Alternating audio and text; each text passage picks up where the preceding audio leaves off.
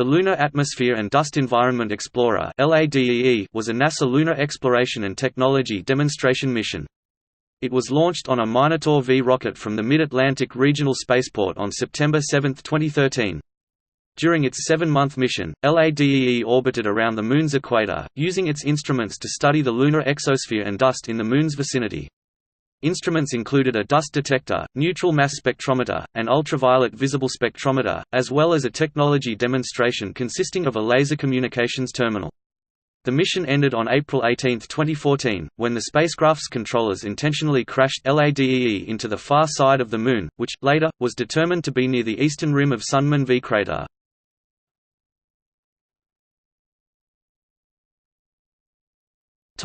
Planning and preparations.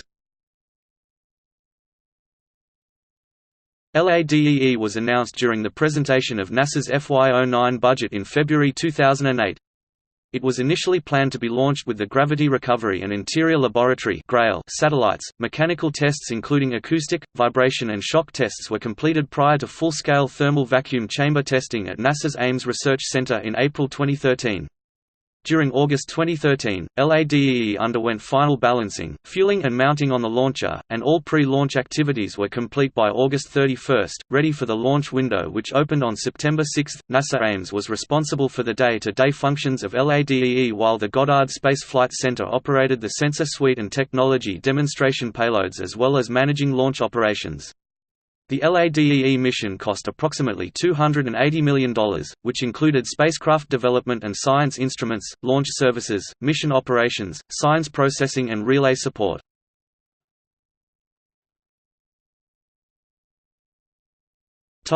Atmospheric glow. The Moon may have a tenuous atmosphere of moving particles constantly leaping up from and falling back to the Moon's surface, giving rise to a dust atmosphere that looks static but is composed of dust particles in constant motion. According to models proposed starting from 1956, on the daylit side of the Moon, solar ultraviolet and X-ray radiation is energetic enough to knock electrons out of atoms and molecules in the lunar soil. Positive charges build up until the tiniest particles of lunar dust, measuring 1 micrometer and smaller, are repelled from the surface and lofted anywhere from meters to kilometers high, with the smallest particles reaching the highest altitudes. Eventually they fall back toward the surface where the process is repeated. On the night side, the dust is negatively charged by electrons in the solar wind. Indeed, the fountain model suggests that the night side would charge up to higher voltages than the day side, possibly launching dust particles to higher velocities and altitudes. This effect could be further enhanced during the portion of the Moon's orbit where it passes through Earth's magnetotail. See Magnetic Field of the Moon for more detail. On the terminator there could be significant horizontal electric fields forming between the day and night areas, resulting in horizontal dust transport. Also, the Moon has been shown to have a sodium tail, too faint to be detected by the human eye. It is hundreds of thousands of miles long, and was discovered in 1998 as a result of Boston University scientists observing the Leonid meteor storm. The Moon is constantly releasing atomic sodium gas from its surface, and solar radiation pressure accelerates the sodium atoms in the anti-sunward direction, forming an elongated tail which points away from the Sun. As of April 2013, it had not yet been determined whether ionized sodium gas atoms or charged dust are the cause of the reported Moon glows.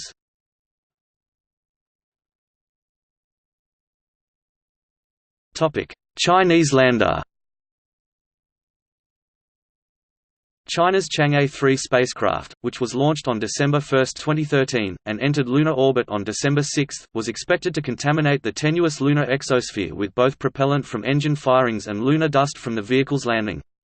While concern was expressed that this could disrupt LADEE's mission, such as its baseline readings of the Moon's exosphere, it instead provided additional science value since both the quantity and composition of the spacecraft's propulsion system exhaust were known. Data from LADEE was used to track the distribution and eventual dissipation of the exhaust and dust in the Moon's exosphere. It was also possible to observe the migration of water, one component of the exhaust, giving insight on how it is transported and becomes trapped around the lunar poles.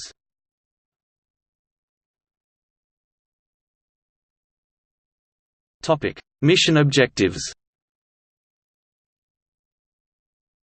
The LADEE mission was designed to address three major science goals: Determine the global density, composition, and time variability of the tenuous lunar exosphere before it is perturbed by further human activity. Determine if the Apollo astronaut sightings of diffuse emission at tens of kilometers above the surface were sodium glow or dust. Document the dust impactor environment size, frequency to help guide design engineering for the outpost and also future robotic missions, and one technology demonstration goal. Demonstrate two-way laser communication from lunar orbit.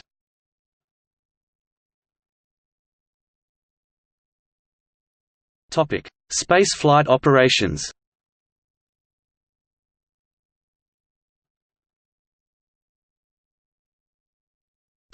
Launch. LADEE was launched on September 7, 2013, at 3:27 Coordinated Universal Time, September 6, 11:27 p.m. EDT, from the Wallops Flight Facility at the Mid-Atlantic Regional Spaceport on a Minotaur V carrier rocket. This was the first lunar mission to be launched from that facility. The launch had the potential for visibility along much of the U.S. eastern seaboard, from Maine to South Carolina. Clear weather allowed numerous observers from New York City to Virginia to observe the ascent, first stage cutoff, and second stage ignition. As the Minotaur V is a solid propellant rocket, spacecraft attitude control on this mission operated a bit differently from a typical liquid-fueled rocket with more continuous closed-loop feedback. The first three Minotaur stages fly a pre-programmed attitude profile to gain velocity and deliver the vehicle to its preliminary trajectory, while the fourth stage is used to modify the flight profile and deliver the LADEE spacecraft into perigee for the spin-stabilized fifth stage to then put the spacecraft into a highly elliptical orbit around Earth—the first of three, to begin a month-long lunar transit. While now separated from the LADEE spacecraft, both the fourth and fifth stages of the Minotaur V reached orbit, and are now space debris in Earth orbit.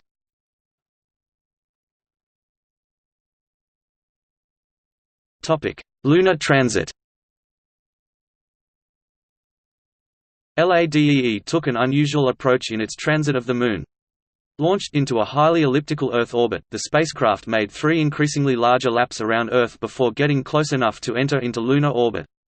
The transit required approximately 1 month. After separating from the Minotaur, high electrical currents were detected in the satellite's reaction wheels, causing them to be shut down. There was no indication of a fault, and after the protection limits were adjusted, orientation with reaction wheels was resumed the following day. The LADEE spacecraft made 3 phasing orbits of Earth before it accomplished a lunar orbit insertion (LOI), which occurred at perigee of the third orbit using a 3-minute engine burn. The target orbit for the third Earth orbit had a perigee of 200 km (120 miles), an apogee of 278,000 km (173,000 miles), and an inclination of 37.65 degrees. The planned argument of perigee is 155 degrees, while its characteristic energy, C3, is -2.75 square kilometers per square second. The novel trajectory using orbital phasing loops was done for 4 main reasons. The Minotaur V launch vehicle had insufficient delta V to put the 383 kg (844 pounds) LADEE directly into a trans-lunar injection. To handle potential off-nominal launch dispersions from the Minotaur V, which is a stack of 5 solid rocket stages, and is not considered to be a particularly precise rocket, in a propellant-efficient manner while leaving the orbit profile flexible to large dispersions in the initial injection orbit. To widen the launch window to 5 days.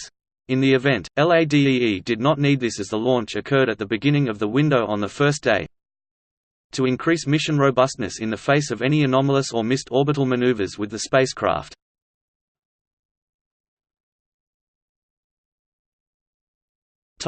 Lunar orbit and systems checkout. LADEE entered lunar orbit on October 6, 2013, when LADEE was put into an elliptical capture orbit of 24 hours duration.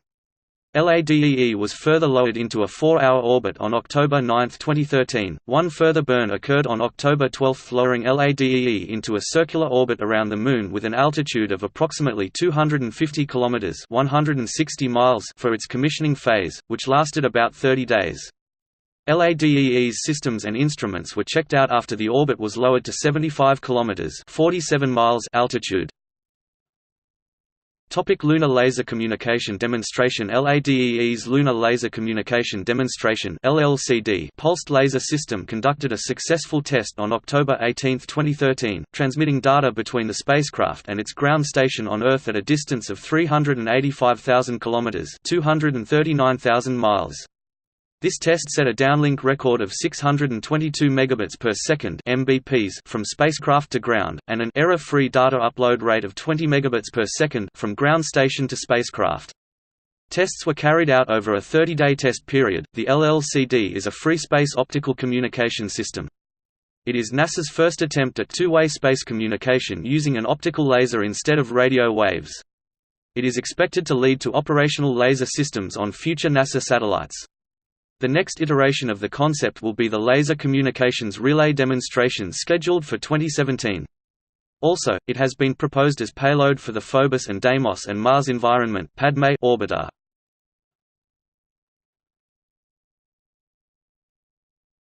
Topic: Science phase. For the science operations, LADEE was maneuvered into an orbit with a periscene of 20 km (12 miles) and an apophis of 60 km (37 miles). The science phase of LADEE's primary mission was initially planned as 100 days, and later given a 28-day extension. The extension provided an opportunity for the satellite to gather an additional full lunar cycle worth of very low-altitude data to help scientists unravel the nature of the Moon's tenuous exosphere.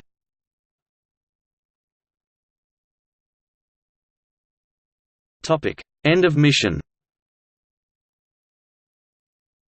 Spacecraft controllers ordered a final engine burn on April 11, 2014, to lower LADEE to within 2 km (1 mile) of the Moon's surface and set it up for impact no later than April 21.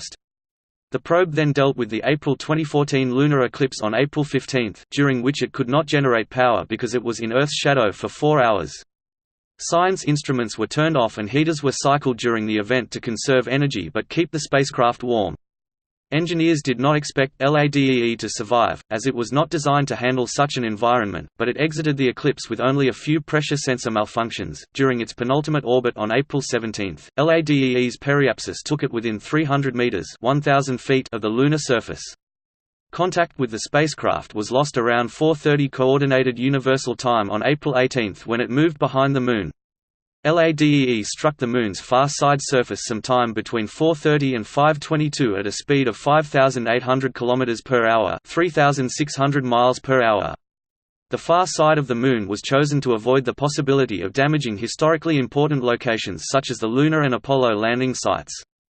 NASA used the Lunar Reconnaissance Orbiter to image the impact location, which was determined to be near the eastern rim of Sundman V crater.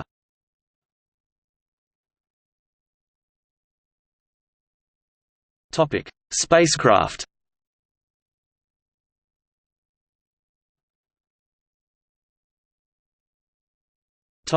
Design. LADEE is the first spacecraft designed, integrated, built, and tested by NASA's Ames Research Center. The spacecraft is of a novel design, a spacecraft bus never previously flown, and of much lower cost than typical NASA science missions, which presented novel challenges to the trajectory design team in getting the new spacecraft launched to the Moon with a high-confidence spaceflight trajectory plan, while dealing with a first-use new rocket Minotaur V and a spacecraft with no flight test legacy.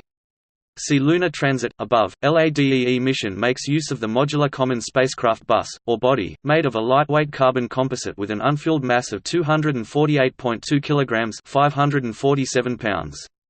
The bus has the ability to perform on various kinds of missions, including voyages to the Moon and near-Earth objects, with different modules or applicable systems. This modular concept is an innovative way of transitioning away from custom designs and toward multi-use designs and assembly line production, which could dramatically reduce the cost of spacecraft development. The LADEE spacecraft bus modules consist of the radiator module, which carries the avionics, electrical system, and attitude sensors, the bus module, the payload module that carries the two largest instruments, and the extension modules, which house the propulsion system. Specifications: the main structure is 2.37 meters (7.8 feet) high, 1.85 meters (6.1 feet) wide and 1.85 meters (6.1 feet) deep. The total mass of the spacecraft is 383 kilograms (844 pounds).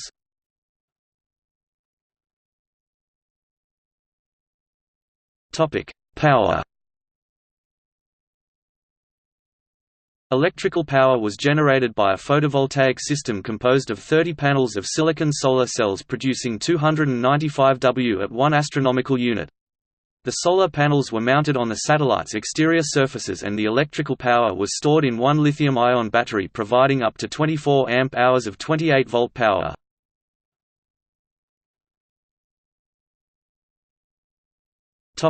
Propulsion system. The LADEE propulsion system consisted of an orbit control system (OCS) and a reaction control system (RCS). The OCS provided velocity control along the +z axis for large velocity adjustments.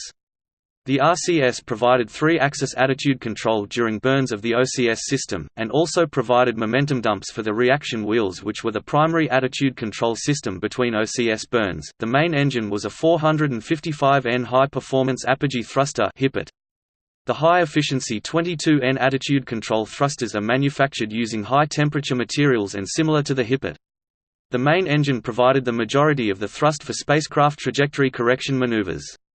The control system thrusters were used for the small maneuvers planned for the science phase of the mission. Following the science phase, a decommissioning period occurred, during which the altitude was gradually lowered until the spacecraft impacted the lunar surface.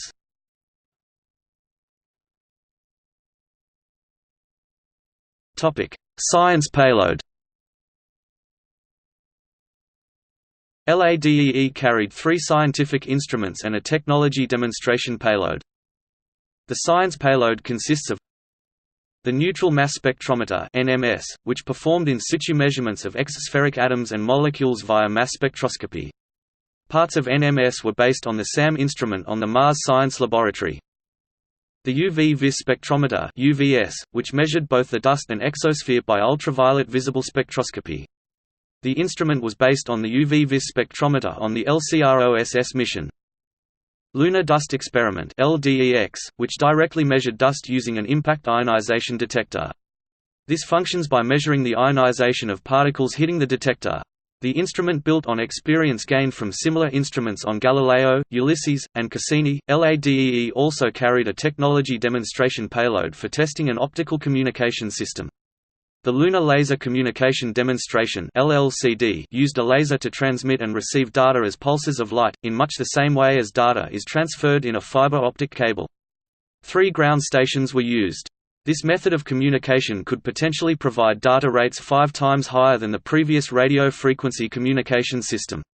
The technology is a direct predecessor to NASA's Laser Communications Relay Demonstration (LCRD) system, which is due to launch in 2017.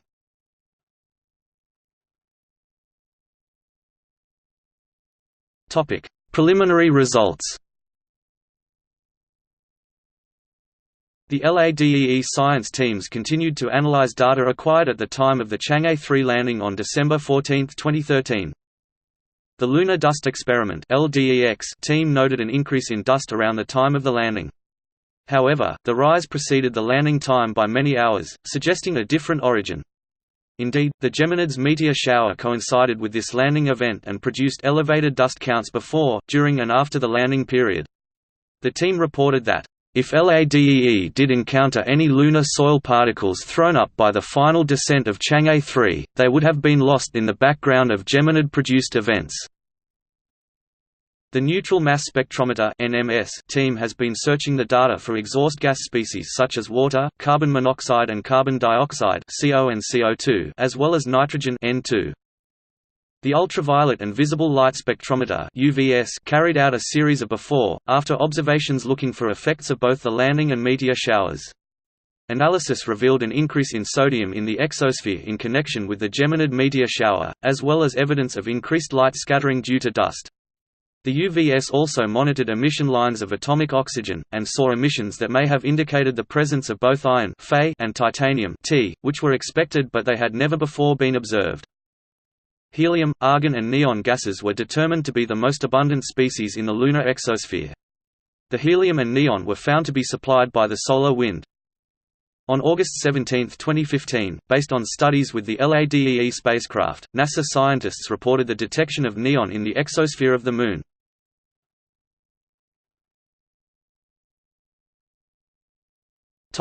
Team. The team for LADEE included contributors from NASA headquarters, Washington, D.C., NASA's Ames Research Center, Moffett Field, California, NASA's Goddard Space Flight Center, Greenbelt, Maryland, and the Laboratory for Atmospheric and Space Physics at the University of Colorado at Boulder. Guest investigators include those from the University of California, Berkeley, the Johns Hopkins University Applied Physics Laboratory, Laurel, Maryland, the University of Colorado, the University of Maryland, and NASA's Goddard Space Flight Center, Greenbelt, Maryland. Gallery